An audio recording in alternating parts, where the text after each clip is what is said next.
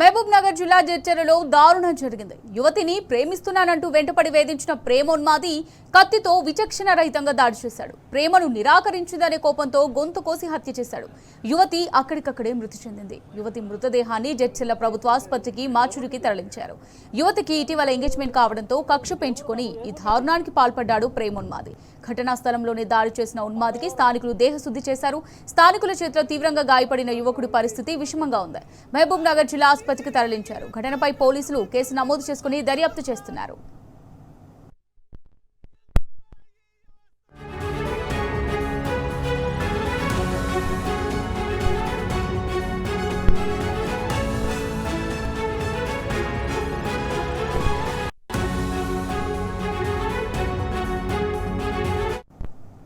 మహబూబ్ నగర్ జిల్లా జడ్చర్లలో దారుణం జరిగింది. యువతిని ప్రేమిస్తున్నానంటూ వెంటపడి వేధించిన ప్రేమోన్మాది కత్తితో విచక్షణ రహితంగా దాడి చేశాడు.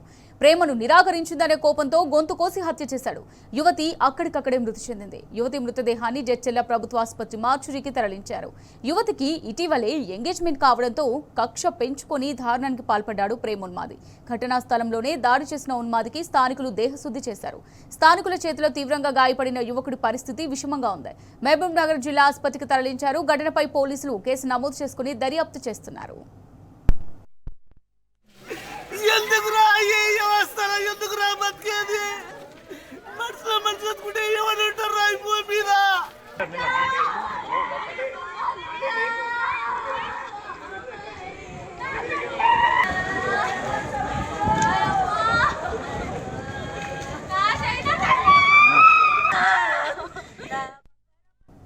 ఈ ఘటనకు సంబంధించి మరిన్ని డీటెయిల్స్ మా రిపోర్టర్ నరేష్ అందిస్తారు. నరేష్, మరి ప్రేమోన్మాది దాడికి సంబంధించి పూర్తి డీటెయిల్స్ ఏ విధంగా ఉన్నాయి?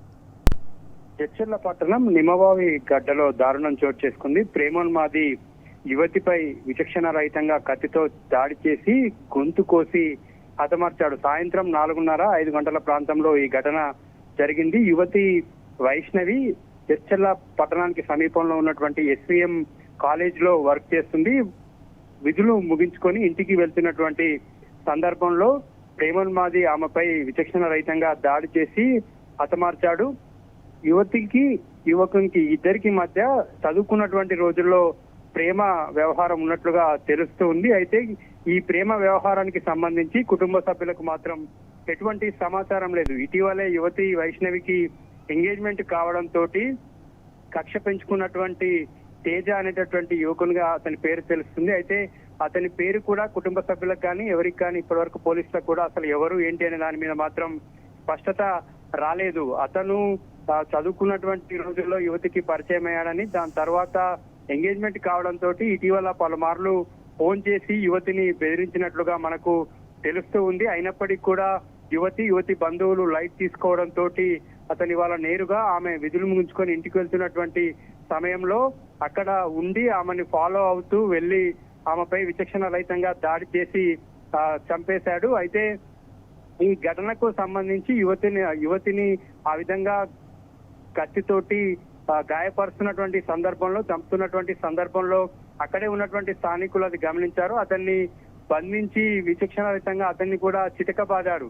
ఈ మొత్తం వ్యవహారానికి సంబంధించి ఇప్పటికైతే కుటుంబ సభ్యులంతా కూడా తీవ్ర విషాదంలో ఉన్నారు. వారికి అసలు ఏం జరిగింది, ఎందుకు జరిగింది, వీరిద్దరి మధ్య ఉన్నటువంటి పరిచయం ఏంటి అనేటటువంటి దాని మీద బంధువుల దగ్గర కూడా సమాచారం లేదు. యువతి మృతదేహాన్ని ప్రస్తుతం జడ్చర్ల మార్చురికి తరలించారు. ఆ స్థానికుల చేతిలో తీవ్రంగా యువకుడు తేజ గాయపడ్డాడు. అతన్ని మహబూబ్ నగర్ జిల్లా ప్రభుత్వ ఆసుపత్రికి తరలించారు. పోలీసులు కేసు నమోదు చేసుకొని దర్యాప్తు చేస్తున్నారు. ఈ ఘటనతోటి ఒక్కసారిగా జడ్చర్ల పట్టణ ప్రజలు ఉలిక్కిపడ్డారు. ప్రేమోన్మాది దాడిలో గాయపడినటువంటి యువతి అక్కడికక్కడే మృతి చెందింది. Right, thank you Naresh.